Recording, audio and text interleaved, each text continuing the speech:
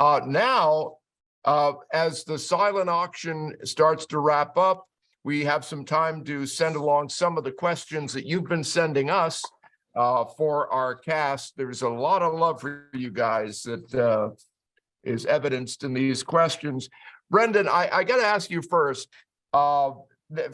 Every year we've done this with everybody who's played George Bailey. In that last scene when George is running through and he's yelling to the, hey, hello, savings alone, hello, movie. I always hear Jimmy Stewart. All three guys who've done it so far, did you feel Jimmy Stewart at all when you were doing the performance? The spirit, it overtakes you. It's like a privilege to speak those words and those lines. Iconic dialogue. It feels good to say aloud. Yeah, you can tell the joy coming out of you too. One of the things that was fascinating to me years ago when I was first aware of this movie, and I want to go, is Ben, can I see Ben? Yeah, there's Ben Mankiewicz. Ben, I had such a great time being the co-host for an evening of movies on Turner Classic Movies leading up to this. And the three movies I chose, it turns out two of them ended up being classics, but all three of them started out as being failures. And so did this, right? It's a Wonderful Life didn't come out of the gate as a hit. Yeah, I mean, something that you and I can relate to. Thank God for television. TV is what saved It's a Wonderful Life. It fell into the public domain, so there were all these cheap copies of it, and people watched it every year, and it was all over television. Some places it was on multiple channels, over the holiday season, and people fell in love with it. And then, since it got fixed up and restored, and all those bad copies we got rid of. Then, NBC has paid a tremendous amount of money for the exclusive rights to it. So now all of a sudden, it's a very big deal. But without TV, it would have been a Christmas movie that, again, got released rather inexplicably in the middle of summer. Yeah. Yeah. Seth, is it true that prior to getting ready for tonight, you'd only seen the movie once? I realized once it started, I actually had never. I think I saw there's like a 5-second clip of it in Home Alone, and other than that, right. That's right. That's all you need. That's all you need. Really. And I knew how it ended, and that's the problem is it blows the ending also. So it had been. There you go. Christina, you worked with Ed in the first season of Dead to Me. What was that experience like? Incredible. And I'm not like that guy, but like he would have gotten written up by HR. But in a beautiful way. He just stood in his own place, and seeing him kind of at his winter of life, but he brought it, man. He brought every single moment, but he was hilarious and beautifully his rapier wit was very evident, and he was such a great person to be around. And I feel like this is, I thank you so much for asking me to be a part of this, because I had no idea that Ed did this. And I have, neurodivergent people are kind of around me in my life. And I have friends with Angelman syndrome and stuff like that. So this is such an incredible thing. And I had no idea that this even existed. So, poo on me. But I think he was awesome. I loved him so much. Yeah, the Ed Asner Family Center, where I'm hosting from tonight, is certainly testimony to the heart that he had. And yet, to your point, Christine, one of my favorite pictures of Ed when he and Matt and I went out to dinner is he flipping me off. That was he would be literally, HR would get him on our show. Like you go to those like meetings and they tell you like what not to say. He said them all, and it was so like loving and good. And I'm not, Matt, I'm not saying this about your father. Your father, he got a mouth on him, and not my mouth. I mean, I should probably be arrested for what I say half the time on set. Well, Matt's within.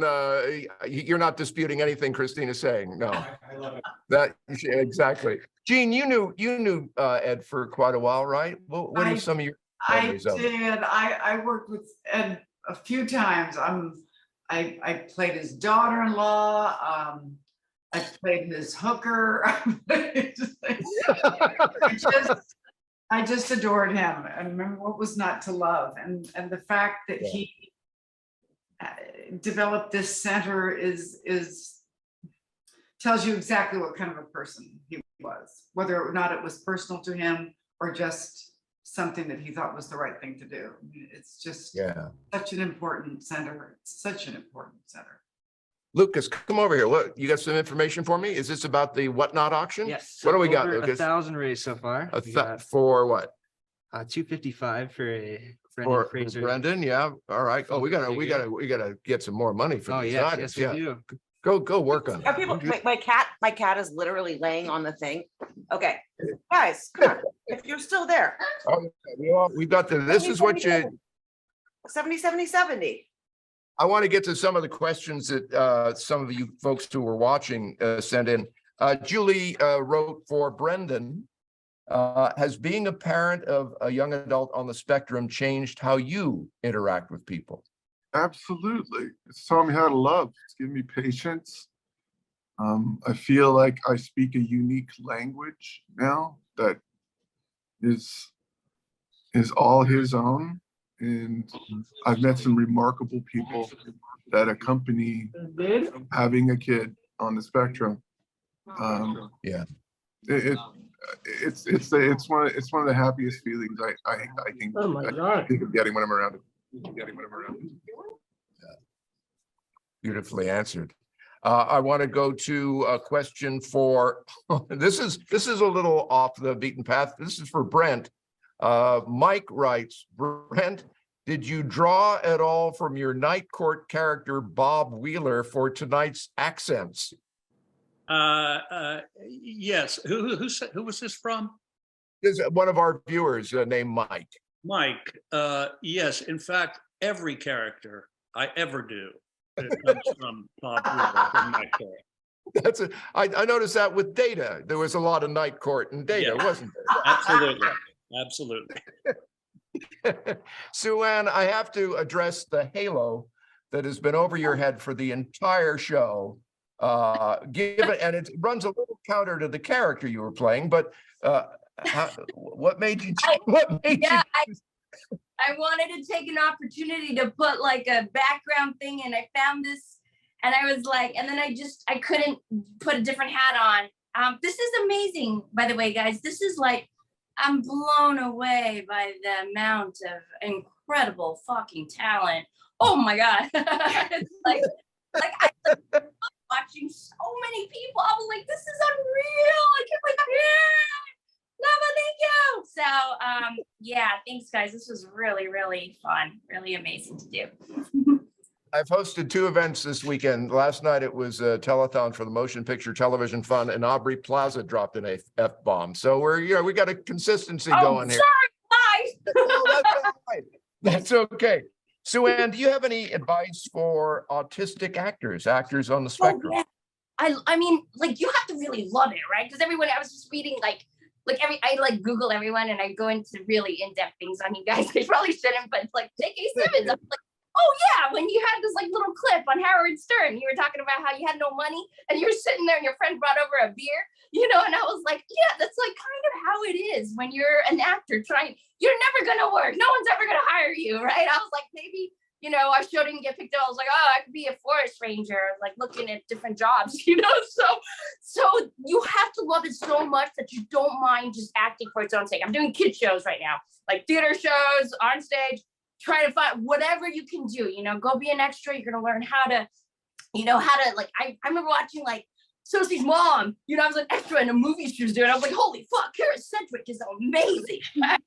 Jesus. I was like, I want to grow up and be like her. I was like, so whatever you can do, because at the end of the day, I was like, well, it still beats working at a diner. Still beats, I'm getting paid. I'm doing I did dubs. I did some dubs right now. I don't know what else I did. I was like on audio, but this is great. It was so soothing. I know J.K. Simmons has done some audiobooks too. We share an agent, the agent, but it was like so soothing and different, like all the different ways that, you gotta love it. You gotta love acting. And then I would think so. Spencer, now this is your 3rd year playing Zuzu.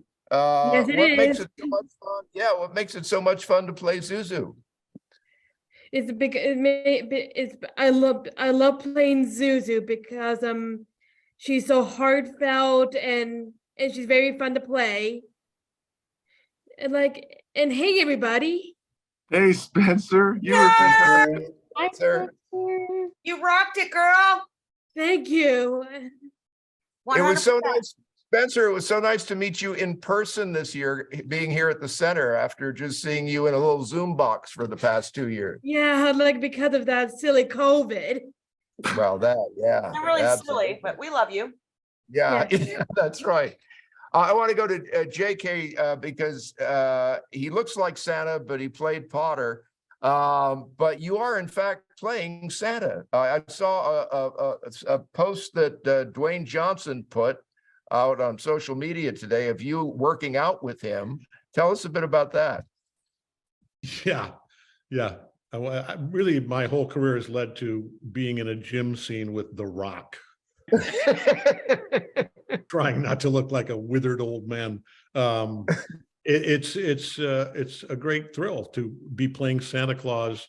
I did Santa Claus in an animated movie, and now to be playing Santa Claus in the live movie. I also played Santa Claus in an actual mall when I was about 24. Really? Really? In the olden times, with screaming children sitting on my lap and parents trying to get photographs. Playing Santa Claus with Dwayne has so far been a lot more fun, and I aspire to be somewhere close to the brilliant Santa Claus that Ed Asner portrayed. Oh, yeah. And Ed, I was mentioning earlier, I was asking Matt for a number, and it could be as many as 20 times, right, Matt? That unofficially? Yeah, officially, I think it's like 10. Officially, it's 10, but Hollywood exaggeration makes it 20 plus. Okay, well, that's fair. That's fair. Yeah, I have to tell Fred Armisen that my oldest daughter was Don't tell most excited. Fred Armisen anything. He's a joke What? of a human being. Let me give him one compliment, all right? No, I love him. My oldest daughter was more excited that I was doing something that with you than anybody else. Whoa. Well, Yeah. thank you. Yeah. Is that all right, Christina? That I can just give him that? Yeah, Fred and I have known each other for 100,000 years, so I'm allowed to talk to him like that. Okay.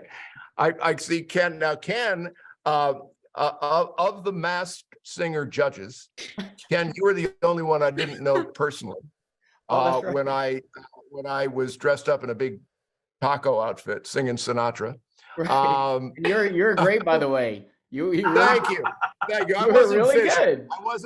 I wasn't fishing for a compliment, but I'll take it. What was this experience like for you tonight, Ken? Oh, I mean, first and foremost, just to benefit the Ed Asner Family Center. That was the most important reason to do this. And, and then secondarily with this cast, this is like what Sue-Ann said, this incredible cast, and some are friends and some are new friends, and one of just a holiday classic. It's just all the superlatives, all the answers apply, and also just to see Brendan and Christina too, just crush it. You both just crushed it. Love you guys so Love you, much. Ken. I can't even tell you. Love you, Kenny. What? Come over here, Matt. Don't be bashful. Come over.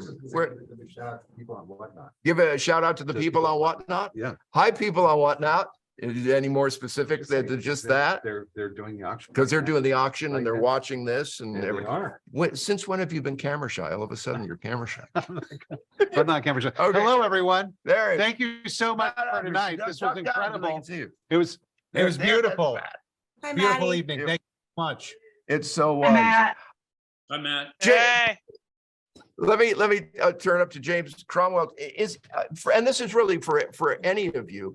James, is it difficult to act when you're in a box and you're not really in the room with the other performers? So you don't have that physical contact?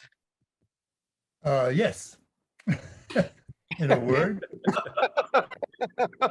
Especially when it's in your den and you're between two tables that you've put up and you can't move, and you're afraid the dog is going to come in through the door, and your wife's going to go to bed without you, and you're not going to go to sleep. So all of that weighs, but I thought everybody did a wonderful job and it was a lot of fun. Oh, indeed. Indeed. By the way, Chelsea, my iPad is now at 11% power. yeah, oh yeah, indeed. Christina, we're gonna say goodnight to you and thank you so much. I was just told I got Baby girl. Bye. disease. Thank Happy you. holidays, Very, everyone. very Love you, clear. Christina. I loved hanging Thank with you all for of you helping the guys tonight. center. Bye. What a Bye, really Max. cool- No, I'm staying. I'm staying. Bye. Okay, if you guys want my cell phone number, you can get it from Bye. Jeong. I love I'm you. being smart. I Bye, love you, guys. baby. Happy holidays. I'll see you Chelsea, I want to ask you, you've been part of this the past 2 years, but tonight you took on the added role of also sharing in the narration. How did that feel? It was a really rewarding experience to be narrating alongside Ben Mankiewicz and Phil Lamar, and it's been really exciting. There are some of us who are the unknowns are all on the autism spectrum, including myself. It's honestly been it's honestly been so much fun to take on a different role this year, do the narration. And I had a really good time, and I almost felt like I was sort of it was fun. It was almost like I was playing in an interesting way. I felt like I was playing a character. I had a really good time performing with all of you. It was a pleasure. You were great at it. Thank you. Indeed, indeed. Anything that I have not asked that you'd like to share with our viewers, because I know the hour is late, particularly for those of you on the East Coast. It has been an incredible night, and as I said at the outset, for me, being here for a third year, it's one of the highlights of the holiday season for me. To everybody who's watched, to everybody who has donated and bid on items in our silent auction, I think I can say on behalf of everybody here at the Ed Asner Family Center, thank you so much. To our cast, you're all wonderful. I wish you all the best in the holiday season. As someone who's been doing this for the first time, I really appreciate the opportunity. Thank you for inviting me, Matt, and everyone else at the Ed Asner Center. Just wanted to tip my hat and say we did a good job here. Yes, we did. Well done. Well done, Matt. Good job, Max. Same for me. Same for me. Great job. Thanks, Tom. You bet. Good night. Happy holidays, everybody. everybody watching. Happy holidays. Thank you so much. Yeah. Take care, all. Bye. Thank you. Bye, everyone. Good night, Bye. everybody. Lovely. Thank you, guys. Thank you. Thank you.